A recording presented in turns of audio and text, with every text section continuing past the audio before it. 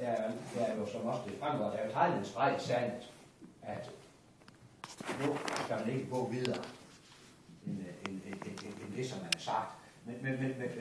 Så det er jo interessant, og også at Højesteret, de ligesom fastslår, selvom Lisbon-traktaten siger, at EU-domstolen at Højesteret, de forbeholder sig retten til at afgøre deres spørgsmål. Det er vigtigt, at vi selv er stadig lidt små.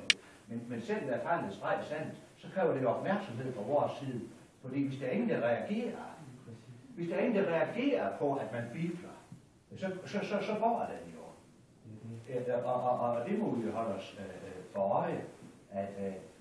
Og så synes jeg også, at det er grund til at sige til regeringen, også om det der med søgsmålsretten, at det er jo pinligt for en regering, at man benægter, man prøver at forhindre os i at føre sagen.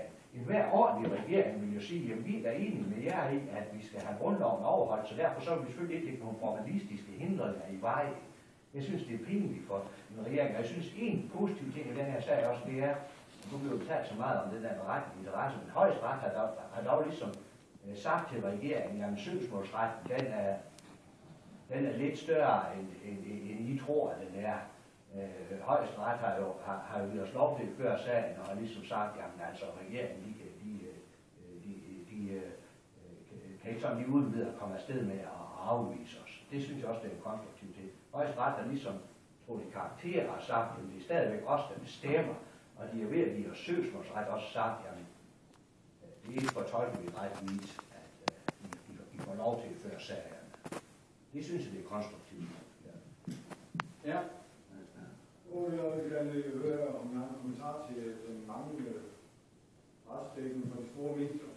Hele den her sag, jeg synes, det var meget betænkt, at det er grundloven, der har været til debat. Men der ikke har lidt så meget retsdækning. Det skal du ikke stille spørgsmål til os.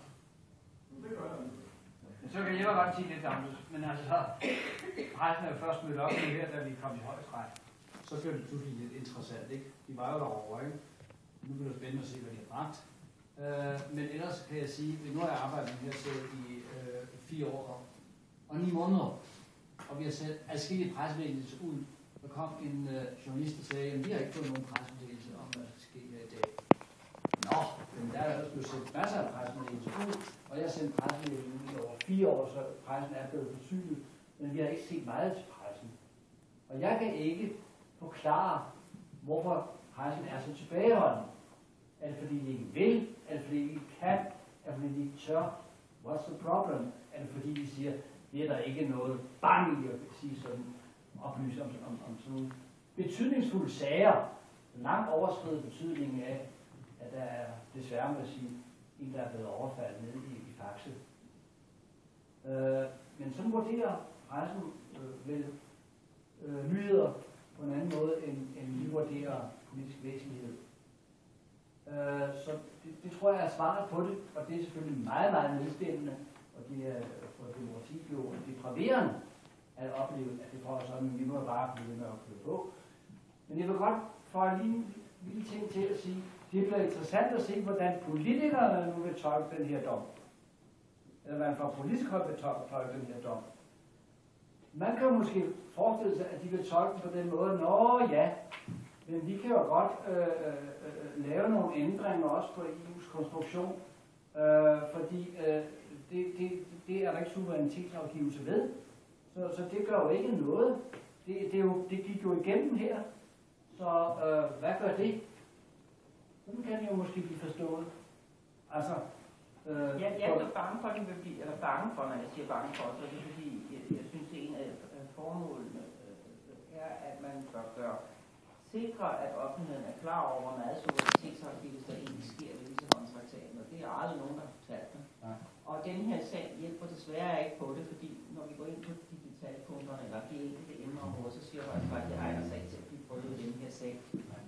Så det er formål at få folk til at indse, at der er sket suverænitetsafgivelse. Altså på meget videre omfang. Det er ikke rigtig helt, det kan man ikke læse af dommen. Så jeg kunne forestille mig politikere, men jeg kender dem jo ikke så godt, som de gør. Jeg kunne forestille mig, at de ville sige, at de var tilfreds med, at det nu var slået fast, at her i Danmark bestemmer vi danskere, og det ikke er EU, der bestemmer noget. Altså ligesom at slå fast, at vi har ikke afgivet ret meget suverænitet til EU i virkeligheden. Det tror jeg, det vil sige. Ja. Og det er faktisk forkert. Fordi det har vi. Ja. Og det har vi også gjort med Lissabon-traktaten. Men jeg tror, politikerne vil sige, her i Danmark bestemmer vi danskere, vi har ikke afgivet noget suverænitet, det er tilfreds med, det er godt, det er slået fast. Noget af den stil, og det er simpelthen et forkert budskab. Det er også synd for EU, det er synd for både os og EU. Og det er synd for folkestyret. Ja. Men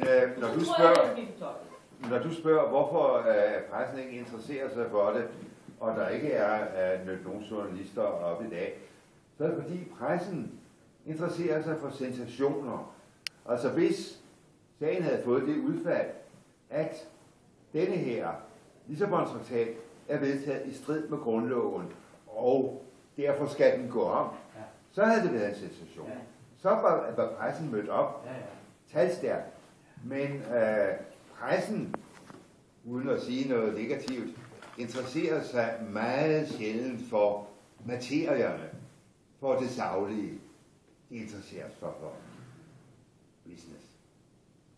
For at sige det meget kort og brutalt, og efter et langt liv i depression over pressens manglende evne til at formidle det, som rører sig i folket. Det er mange godt på